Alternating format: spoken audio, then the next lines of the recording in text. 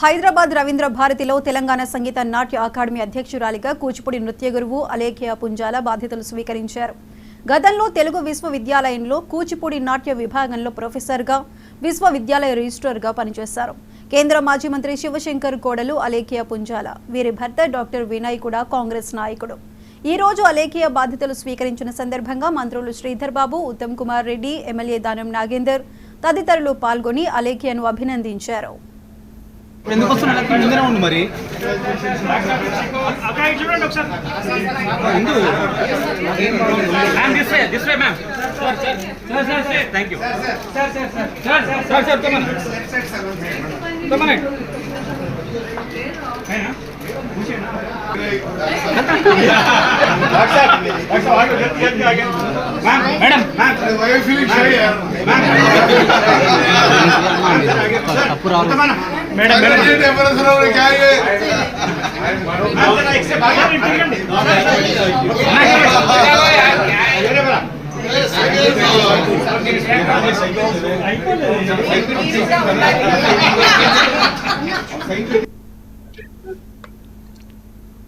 మరి ముఖ్యమంత్రి, ఉప ముఖ్యమంత్రి గారికి, అదేవిధంగా నియమింపబడ్డ వాళ్ళకు కూడా నా శుభాకాంక్షలు తెలియజేస్తున్నాను.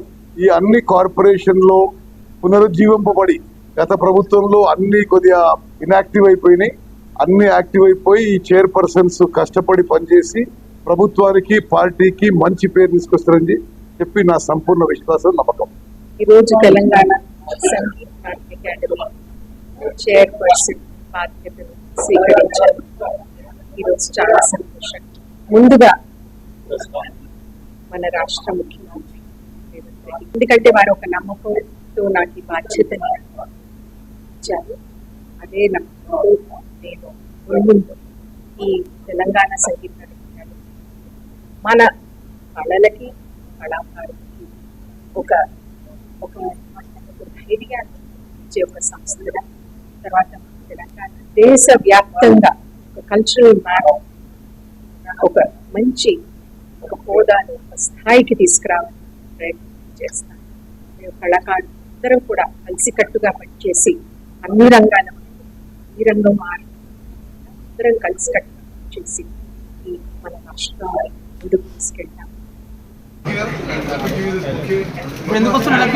మరి